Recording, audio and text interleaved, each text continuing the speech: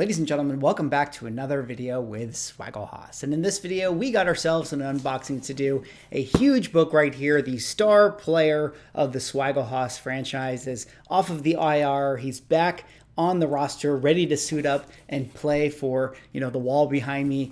So we're going to do this unboxing of the reholder of my Avengers #1. I'm going to talk about the book a little bit, and then I'm going to talk about how I feel like Avengers #1, just as a book, just as an idea, I think is kind of underrated in the market. So I'm going to go over some numbers and look at it with you guys. And then towards the end of the video, I think it might be a good time to just sort of update you guys on my Avengers Grail Run. I'll show you where I'm at, and we'll see what books are left in the run to get. But before I get into the unboxing, if you guys would drop me a like or a comment or subscribe if you're enjoying the content, helps with the channel, doing those things, I would appreciate it. But let us get into this video here today. Of course, we got to do this unboxing. Now, if you guys saw my video where I went to San Diego Comic-Con, I made some content where I talked about how I traded away my Avengers 1, and the joke was that I actually just traded it up for a higher grade Avengers #1. And I did decide to do a reholder with CGC because it was an old label. And I don't know about you guys, but like I've said on the channel before, I'm not a huge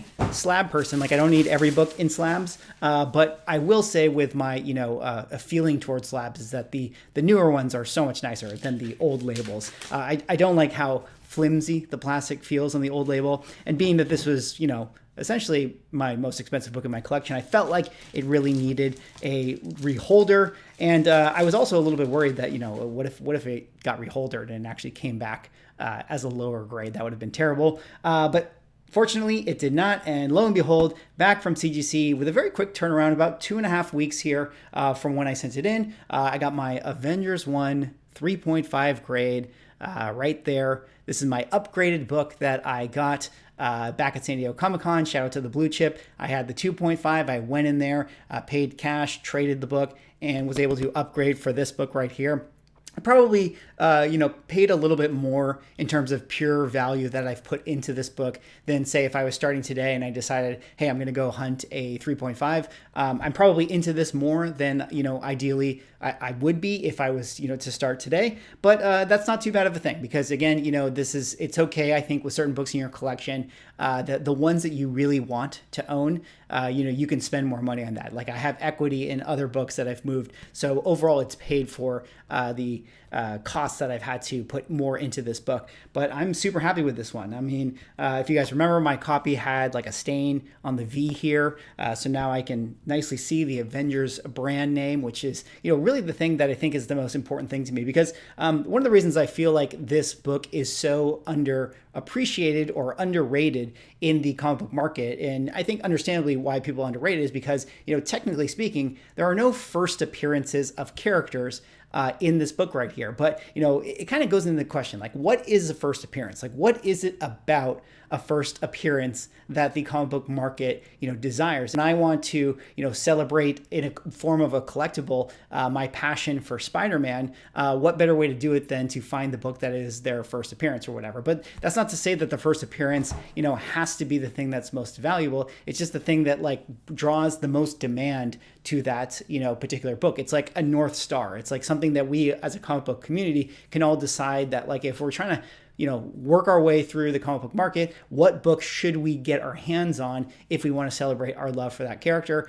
And typically, we think about the first appearance. But in my opinion, it actually doesn't really matter. I mean, there's no rules to say what book has to be the one. I mean, I think about the annual X-Men book with Gambit's first appearance versus X-Men 266. I mean, at the end of the day, whatever book the market demands is the one that people are going to want. So going back to Avengers #1 here, as far as like the, Silver Age Marvel blue chips are concerned, I feel like this is one of the more underrated books out there, due to the fact that, it doesn't matter necessarily to me that there aren't any first appearances. What this represents is the brand name of the Avengers, the idea of the team, the spirit behind what has now kind of created the MCU to be the phenomenon that it is. And I think for that reason, being that, it's the Avengers and the brand name, makes this book, really special in the market. I mean, when you go to someone out there, people who don't collect comic books, and you say something like, oh, this is the very first Avengers comic book, I think that carries a lot of weight to people. I think people understand and recognize that to be a very important thing. And it doesn't really matter that it's not necessarily the first appearance of Iron Man or Thor or whatever. I think the name speaks for itself. But let's kind of dig into some numbers here. I thought this would be interesting for you guys to take a look at. And let's kind of make some determinations of how we should evaluate this book, because even though I think it's, underrated in the market, I do actually think that value-wise, it's probably proportional to where it should be in comparison to other books. So I just pulled up a few examples of books here that I think will be interesting to talk about for comparables with this particular copy. So Avengers #1 obviously is a book that came out in 1963, and I wanted to take a look at some of the other books that are the sort of blue chip key Marvel books that came out within that same time frame, within that same window. But let's dive into these comparables a little bit here. We have ASM #1, which of course is the first issue of the famous ASM series. You could also say that it's the second appearance of Spider-Man, so it does give it that little bonus effect if we want to put value on second appearances. But to me, I think people value this book because it's the #1 issue of the run that everybody reads and everybody likes to collect. And I'm not going to say that Avengers #1 is ever going to be as valuable as ASM #1, but it is an interesting idea as far as a comparable is concerned, because it's a book that is highly celebrated that doesn't technically have a first appearance. It's sort of just is a book that kind of represents something. And that's kind of why I think it's interesting to look at Avengers #1 as far as like what it represents, unlike say, it's being the first appearance of a character. Similar here, we have X-Men #1, which of course is the first appearance of all those X-Men and Professor X and Magneto. So there's a lot of bang for your buck in this book as far as like value-wise, you're getting the first appearances, and it also represents the very first X-Men name. So, I definitely understand that Avengers #1 shouldn't ever really be as valuable as that. Then we have some other interesting first appearances here, ones that I think are comparable, where you have first appearance of Doctor Strange and Strange Tales 110,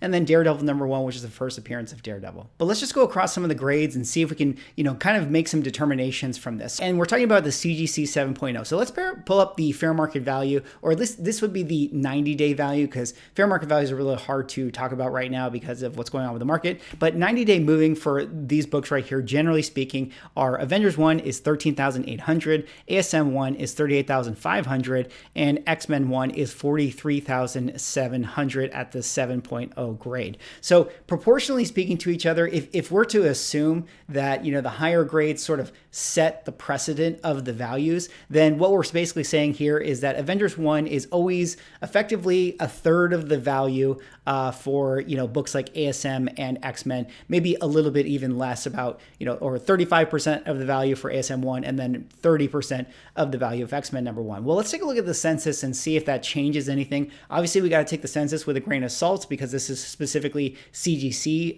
census data. Who's to say that there isn't a bunch of CBCS books that offset this? But generally speaking, even though the ASM book has, say, 30 less copies or so, I think generally speaking, they're all close enough to kind of compare the values. So let's pretend that this right here is accurate, and this is the sort of foundation of how we should compare these books. Let's jump into the next slide here and compare the Strange Tales 110 book, which of course is the first Doctor Strange, and the Daredevil book #1, which of course is the first Daredevil. And let's see what the fair market values for these books are. Well, Strange Tales 110 is 10,500, and Daredevil #1 is actually only 7,800. But before I kind of talk about that, let's pull up the census so we can have a more clear picture of what's going on here. Census for Strange Tales 110 is 108, so 20 copies less, but not too many less copies. But there you see with Daredevil at the 7.0 grade, there's actually 209, so twice as many copies, or almost twice as many copies as the other book. So if we kind of normalize the Daredevil numbers, what we actually sort of see is that Daredevil is pretty much in line fair market value wise based on census to that of Avengers #1, and Strange Tales 110 sells for a little bit less, basically 75% of the value of Avengers #1. All right, let's quickly move on to the 4.0 here and see if there's any differences in terms of the values and how they are proportional to each other. Well, at the 4.0 range, fair market value for Avengers 1 is 4,500, fair market value for ASM 1 is 12,600, and then X-Men 1 is 15,200. Generally speaking, we see that the fair market value for Avengers 1 here is still proportionally in line to that of ASM #1, about a third of the value. But the value range for the ASM 1, or for the Avengers 1 and the X-Men 1 here becomes a lot wider, where we actually see that the Avengers 1 is only about 25 to 26% of the value. Let's take a look at the census and see if anything kind of changes why that is the case? Well, we see that ASM 1 still has a little bit less than the other ones here. X-Men 1 has a little bit more. So I don't really know what we want to make as far as a determination at the 4.0 range here. I mean, this could suggest to me that maybe the ASM book and the Avengers book is undervalued at this particular grade range. It should be more in proportion to what the value is for the X-Men book, or we could say that the X-Men book is actually kind of inflated at this grade range. But generally speaking, that's kind of what we see in terms of the differences when comparing it to the 7.0. Let's take a look here at the Strange Tales 110 and the Daredevil one. Fair market values here. Well, Strange Tales holds directly in proportion to Avengers #1. So, again, 75% of the value. And then the Daredevil book, also kind of 75% of the value, but, still a higher census. I mean, kind of all within line. So I think if you normalize that, you'd still have Daredevil and Avengers kind of selling at the same range here. So basically speaking, in comparison the 7.0 to the 4.0, I mean, all books are kind of moving in line correctly with each other, which I think is really interesting outside of the X-Men #1. So either X-Men #1 is inflated at this grade range, or the other books have room to grow overall. And then lastly, let's take a look at the 2.0 range just so we get a general census and feel of everything here. 2,400 is the fair market value for Avengers 1, 9,000 for ASM 1. So now the ASM book is the one that is actually more inflated at this grade range. And then X-Men 1 is actually proportional to that of Avengers #1. So take what you will of those numbers here. Census pretty much in line overall. So that's pretty interesting. And then lastly, let's take a look at Strange Tales and Daredevil here. Fair market value here, 1,650 for Strange Tales compared to 2,400 for Avengers #1, which to me is actually, now here's the grade range where Strange Tales is not keeping up proportional in value. So that could be a book that is undervalued at this particular grade range, especially when you look at the census there, which is, half of the census of the 230 of Avengers 1. And then you can see here, when you kind of normalize the census, the Daredevil book is actually more expensive than that of Avengers #1. So kind of interesting to look at these books in terms of, their proportional values to each other. But let's kind of see if I can take any determinations of these things. I mean, if we're going with the, idea that the 7.0 has sort of set the precedent of value range proportions, I mean, maybe it doesn't. Maybe the lower grade stuff is the stuff that kind of sets the precedent because there's more demand for them, because there's more people who could afford the lower grade ones. We see that at least at the 7.0 range, if those are what's in line, and we look at the 4.0 and the 2.0 range, what I'm personally seeing with the value of the Avengers book is that it's partially in line to all the other books surrounding it. And then at the 2.0 range, I think you can make an argument that it is slightly undervalued overall. So that is really interesting to me, just to talk about it. I mean, like, how do we want to value a book like Avengers #1 that, doesn't have any first appearances in it? Like, should it be, a third of the value of X-Men #1 and ASM 1? Does that feel right? Can it gain ground in the future if the brand name of Avengers, continues to grow, especially when we get to Kang Dynasty and Secret Wars? I mean, if we're thinking about, ASM 1 and what that book represents, I mean, is it fair to say that Avengers #1 could be half of the value of ASM 1 one day, in terms of just it being, a book that kind of represents this idea of a team or a character, which I think is really interesting. I mean, again, Spider-Man is always going to be bigger than the Avengers and always going to have more demand, but it is interesting to think about as a book that is potentially underrated, being that of Avengers #1. And then again, with the whole like Daredevil and Doctor Strange one, that one's a little bit interesting to talk about because of the idea of, there's probably some biases going at play here. I mean, obviously Daredevil is kind of a street level character that I would argue before MCU is probably more popular than Doctor Strange. And then Strange Tales 110, it doesn't have Doctor Strange on the cover. So there's probably, some ideas there that you have to, qualify in terms of the values for that book simply due to like the aesthetics. But the last little thing I want to show you before we move on to, the Grail Run, and I can update you guys on that, is I wanted to bring up this chart once again that I had from my Silver Age index. And I thought that this was really interesting because I didn't actually talk about this one aspect. But here is my Silver Age index broken out by books within particular series. And one of the things I wanted to point out mostly with this graph right here is that I think it's really interesting that basically when you get to the boom of 2021 and 2022 here, you can see that the value gap has widened tremendously for all of the books off of Avengers, where, in the 2018, Avengers and X-Men was selling in line to one another. And that's probably due to the fact that, a lot of people, I think, are speculating waiting on X-Men and anticipating X-Men to come. So where I'm going with this is basically I'm thinking, hey, I think the Avengers books in general, and maybe Avengers #1, has some room to catch up on. I mean, I think it was kind of going toe to toe with the other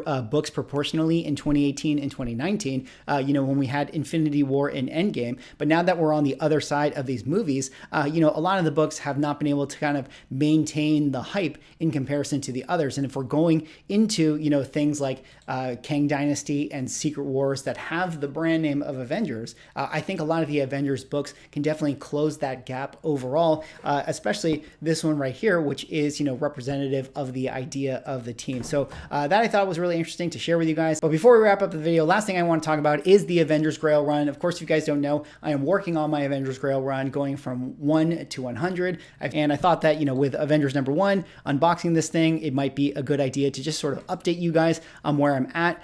Basically, here's my CLZ app. This is the 19 books that I have left to get for myself. Generally speaking, I'll just show you. For the most part, they're just books that are, more run filler oriented. Nothing too crazy, but these are the 19 books I have left of the 100 I'm trying to acquire. Anyways, that is all for this video. That was me talking about, the reholder of my Star franchise player here, Avengers #1 at the 3.5 grade. Super happy to have it. I think it looks pretty good overall. There's the back in case I didn't show you guys at the beginning. So super happy to get it. I'm going to put it back on the wall. Let me know what you guys think. How do you guys feel about Avengers #1 overall? Is it undervalued? Is it underrated? Is it overrated? I would love to hear your guys' thoughts. Anyways, that's all I have for this video. Drop me a like, comment, subscribe if you're enjoying the content, and we'll see you in the next one.